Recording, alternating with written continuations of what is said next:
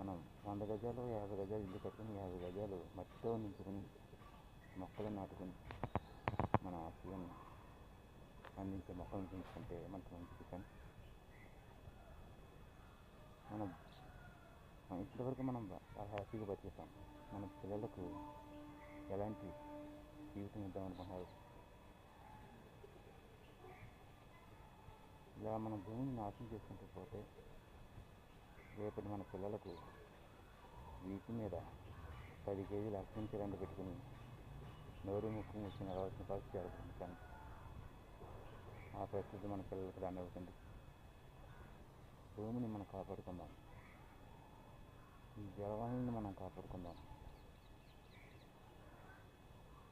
Friends, అర్థం చేసుకుంటాం.